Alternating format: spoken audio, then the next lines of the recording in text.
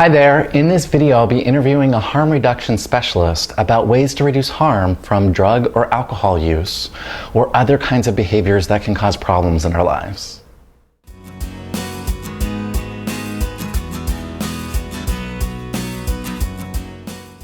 Is your behavioral or substance addiction getting in the way of your work, health, or relationships? Do you want an alternative to the 12-step disease model of treatment? Or do you want to just have better control over your life? Then this video is for you. Harm reduction is an alternative treatment approach to working with the use and misuse of substances and behaviors. This can range for people who self-identify as having a behavioral or process addiction, like addictions to food, sex, gambling, or shopping, to people who self-identify as having a substance addiction, like addictions to alcohol, pot, speed, or prescription medication. It can be helpful to be honest and compassionate with yourself about where you're at on a continuum of use at any given time. This continuum includes not using any particular substance or behavior on one side, to social or recreational use, to moderate use, to chronic use, to compulsive use, and to chaotic use. I've interviewed my colleague, Cynthia Hoffman, a harm reduction specialist with a private practice in San Francisco, to tell us more about how harm reduction can change our lives for the better. I hope you enjoy. Harm reduction therapy is a form of therapy that is used for working with people who use and misuse substances. If you think of harm reduction in and of itself, it's a way to reduce harm. I like to think about it as using seatbelt when you're driving a car. When you're using a seatbelt, you're much more likely to be safe if an accident should happen. So if you think about harm reduction when it comes to drugs and alcohol, what we're thinking about is ways to reduce the negative effects, the results that you don't want from your drug and alcohol use. For instance, there's something called drug setting. And what that means is that one looks at the drug that they're using, the setting that they use it in, and the mindset that they have when using the substance or right before they use the substance. Now, how can that be helpful?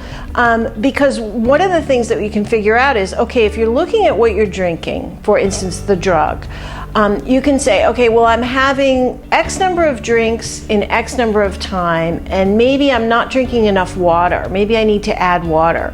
Maybe I need to slow the drinking down a little bit. So that's the way that looking at the drug itself, alcohol in this case, can be very helpful.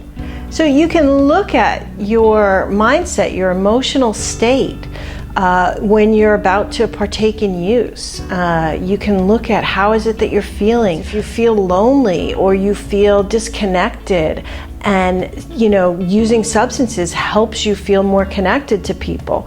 What are some other ways that you can feel connected to people? Are you feeling distressed about something? Has been a hard week? Well, what else can you do to help relieve that before you decide that you want to have a drink? Could you talk to a friend first? Could you do whatever it is you do? Again, do some exercise or something that helps you relieve that emotional side. Setting, you might look at what setting is it that you overdrink in. Some people overdrink when they're out, and some people overdrink when they're at home. Let's say that it is because you have had a really rough week and you want to let loose. Is there something you could do before you go out drinking? Can you go for a run? Can you go to the gym? Can you go home and chill a little bit before you go directly into drinking? Changing that setting can actually change the pattern of your overuse. Substance use and misuse has been a taboo topic, and if people feel that they have a problem with it, they're often told to go to a 12-step program. 12-step programs are good for 3 to 7% of the population that try to use them. Most people are not looking for abstinence. If you are looking for abstinence and you feel that the 12-step program can be helpful to you and you try it out and you like it, that's great. The problem is that many people don't find it helpful. There's a saying in harm reduction, which is meet the client where they're at. And I really like that. I'm not telling the client what to do when they walk in the door. I'm not giving them any kind of prescription for changed behavior. I'm just there to listen to what they have to say, to get a sense of what behaviors it is that are troubling to them, that they want to change, and to help them move in the direction of that change. There's nothing shameful, there's no labeling that goes on, there's no, to quote 12-step, there's no character defects to look at. It's not about being defective, it's about having a problem and trying to figure out ways to help solve that problem. One of the concepts that 12-step has is that one is powerless over their drug and alcohol use, and that is something that there's a couple of reasons why I don't subscribe to that.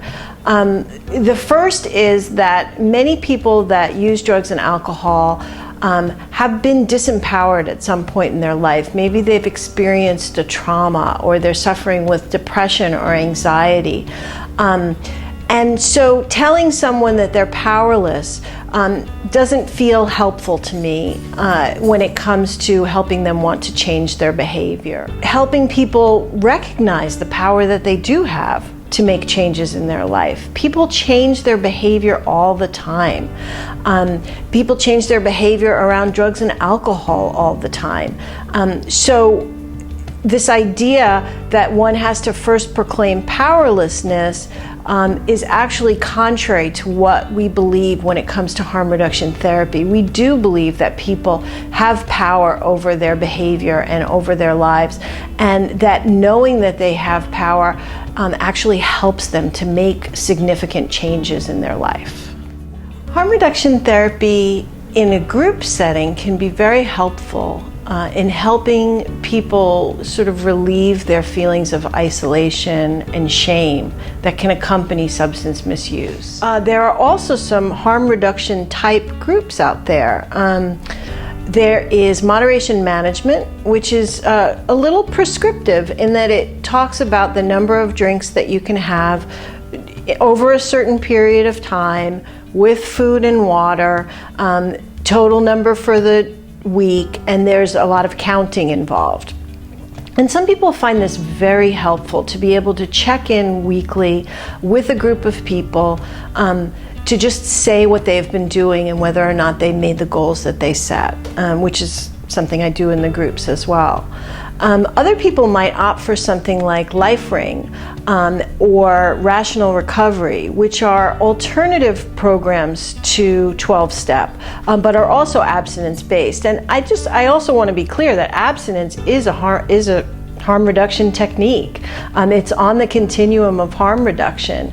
It's just that most people don't want abstinence, or at least they don't want abstinence now. So if you want to change the way that you drink or use drugs, or you want a different result from your drug and alcohol use, you can talk with a prospective therapist and find out from them if they have harm reduction training and if they work from a harm reduction perspective, so that you can get the treatment that you want that resonates with you.